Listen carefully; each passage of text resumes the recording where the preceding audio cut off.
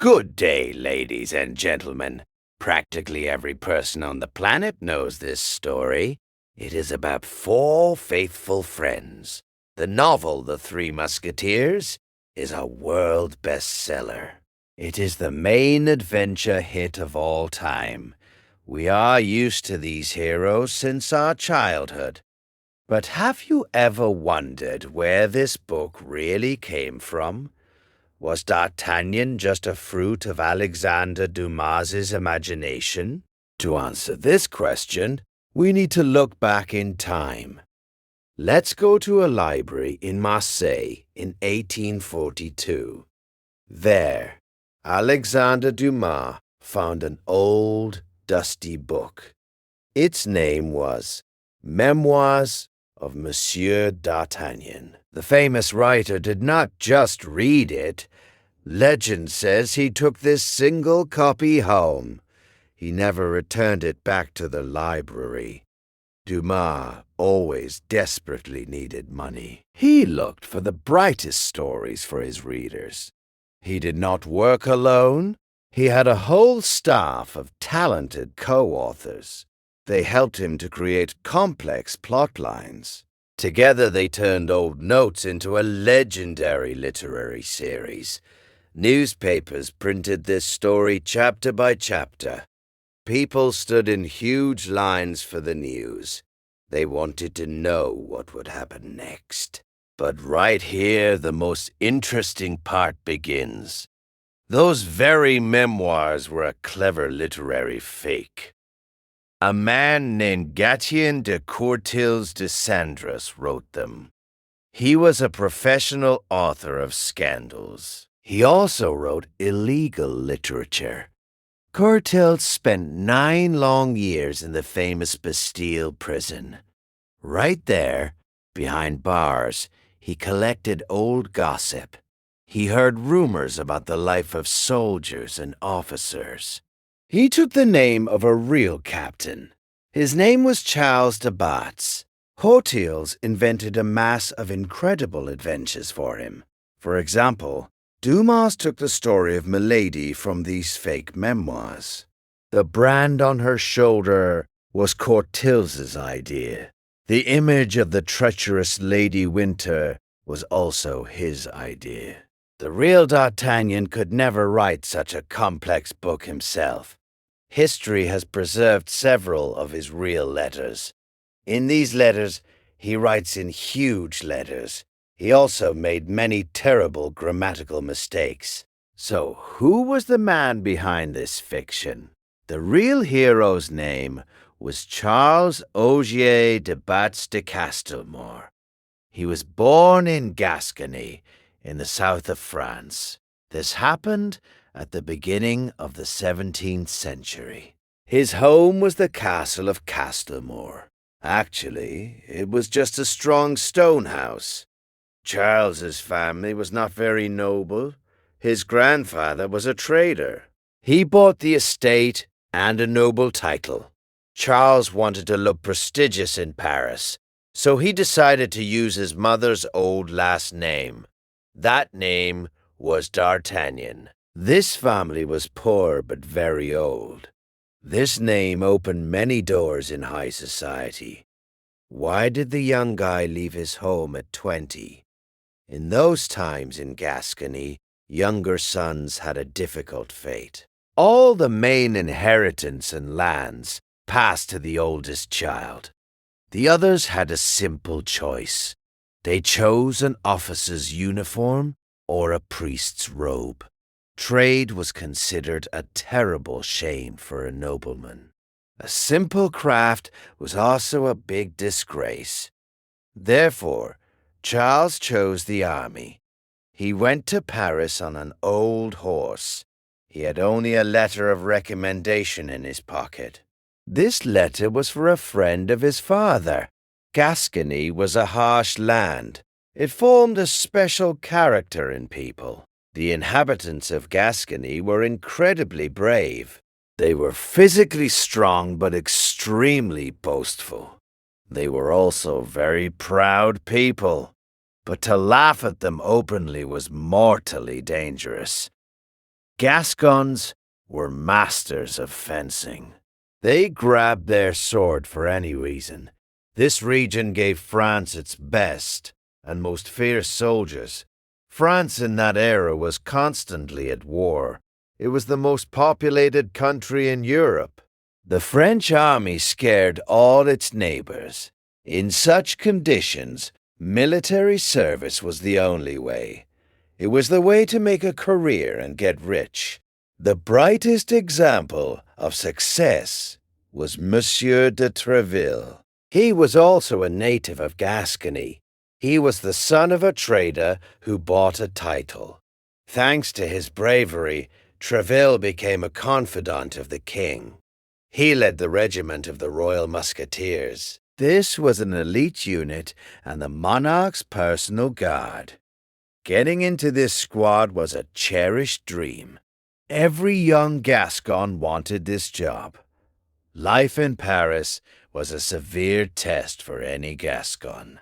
In this huge city, a nobleman could not work in a shop. He could not engage in a simple craft. This immediately deprived him of his honor and good name. The only worthy occupation was war. Another choice was teaching the art of battle. Therefore, Charles de Batz spent his days in fencing halls. In that era, speed was everything. The ability to pull a sword quickly was the only guarantee of life. Paris literally groaned from endless and bloody duels. People killed each other because of a careless look. An accidental push in a crowd was enough for a fight. The king's laws threatened duelists with death. The state could also take all their property, but the officers completely ignored these prohibitions. In real fights of that time, there was no grace. There was no nobility in these battles. If your enemy accidentally fell, they killed him quickly. Sometimes an enemy got tangled in his cloak. Then the musketeers tried to finish the fight fast. Seconds did not just watch the fight. They also actively rushed into the general fight. This was the aggressive world of real musketeers.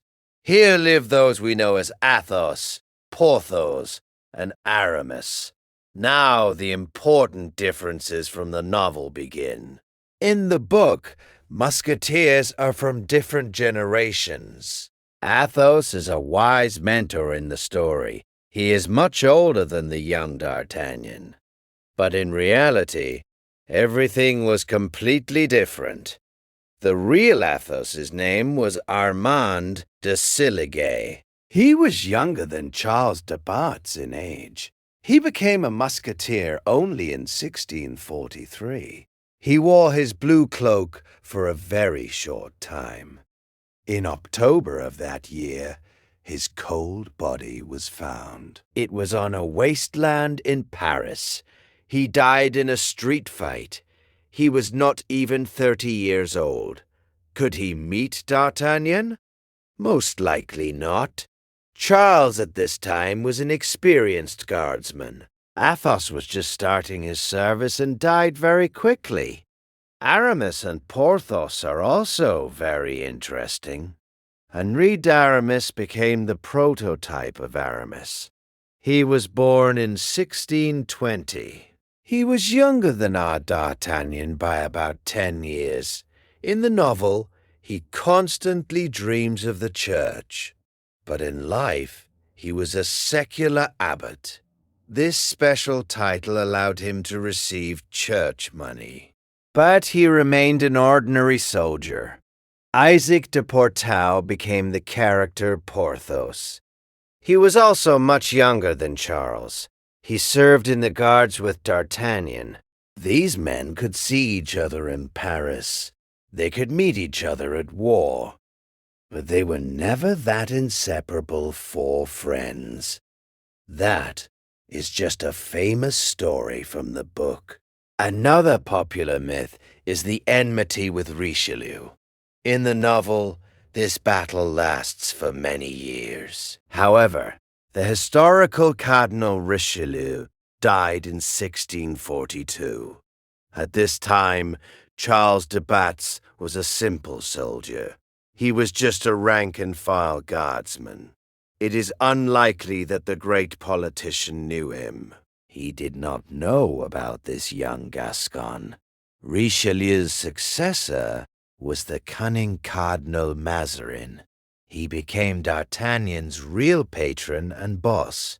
Ordinary French people hated Mazarin. They thought he was a greedy foreigner. But Charles was infinitely loyal to his boss. He became the cardinal's right hand. He played the role of a secret courier. Charles carried encrypted letters and secret oral orders. He traveled through very dangerous lands. Mazarin completely trusted him with his life. He also trusted him with the fate of Queen Anne of Austria. In reality, Charles highly respected his bosses. He kept portraits of Mazarin and Anne at home. They were there until the end of his days. Charles de Batz's real rise happened under Louis XIV. The young king saw him as a perfect officer. He was an ideal executor of the king's will. Charles's most famous case was an arrest. He arrested the Minister of Finance, Nicolas Fouquet. This man was fabulously rich. He built a huge castle called Vaux-le-Vicomte. This palace was more luxurious than royal residences. Louis could not forgive the minister for such audacity. D'Artagnan personally arrested Fouquet after a long chase. He followed his carriage for a long time. Then he guarded the important prisoner in prison. After that, the king took all of Fouquet's masters. Later, they created the legendary Versailles for him. Military service required huge monetary expenses. The Musketeers were a ceremonial part of the army. The king demanded that they always look impeccable. The soldiers themselves fully paid for their equipment. They paid for horses and expensive gold costumes. These costumes were made of velvet and gold. D'Artagnan constantly had to borrow money. He wanted his men to look worthy at the reviews. An attempt to improve finances by marriage was a mistake. He married a wealthy widow, but they were not happy. The spouses did not find a common language. This happened because of Charles's debts. They also had a very strict marriage contract. Soon, Charles finally returned to his only passion. This passion was dangerous military service and endless campaigns. In the novel, his adventures are like a spy's work, but in reality, he was a harsh soldier. Charles endlessly drilled his subordinate musketeers. He forced them to practice shooting from a horse. They practiced complex maneuvers to perfection. His squad was an elite unit of stormtroopers. In 1667, the main dream of his life came true. Charles received the high rank of captain-lieutenant. He was the leader of the Royal Musketeers. In the famous book, he reaches this in 20 years. In real life, he worked for many decades. He got the position when he was over 50. Despite his age, he went into frontal attacks. He fought on a par with young soldiers. King Louis XIV made him governor of Lille. However, Charles was not a good civil official. He missed the real gunpowder and the noise of battle. He wrote letters to the king in huge letters. He called the local residents civilian fools. Charles literally begged the monarch to return him to the army. The last battle for the Gascon was at Maastricht. This happened in 1673. Charles was responsible for all the logistics, but he could not sit in the safe rear. At night, his musketeers captured a key fortification. However, the soldiers who replaced them were poor. They organized the defense very badly. When Charles was finishing his breakfast, he heard the news. The fortification was recaptured by the enemy. He had to lead the people into a new counterattack. There was no time for a long move through trenches. The musketeers went forward across the open field. They ran under the enemy's grape shot. Right there, Charles de Batz met his instant death. A musket bullet hit him right in the throat. 4 more musketeers died with him. They tried to carry the body of their commander. They did this under a hail of bullets. King Louis XIV was sincerely inconsolable. He ordered a beautiful epitaph for the hero. It said that the very valor rested in this coffin. The exact place of his burial is unknown. The grave has not been preserved. How did this soldier turn into a literary god? Alexander Dumas was not only a great writer, he was also a man who loved life very much. The characters of the Musketeers have his traits. The writer loved a beautiful life and women. He spent his huge fees on luxurious feasts. He loved to invite all his friends. He considered the Three Musketeers his best work. Today we know dozens of different film adaptations. We have big blockbusters and cartoons. Although many facts were lied about, Charles got immortality. Real life in the 17th century was harsh and dangerous. But there was always a place for courage in it. That is why we still read about the Gascon today. This story lives after hundreds of years. Friends, thank you very much for watching this video. Thank you for staying until the end. Write in the comments about your favorite movie. Which movie about the Musketeers do you like? We want to know your opinion. If you like this story, be sure to like this video. Subscribe to our Easy English podcast channel. Do not miss our new episodes about the heroes of history.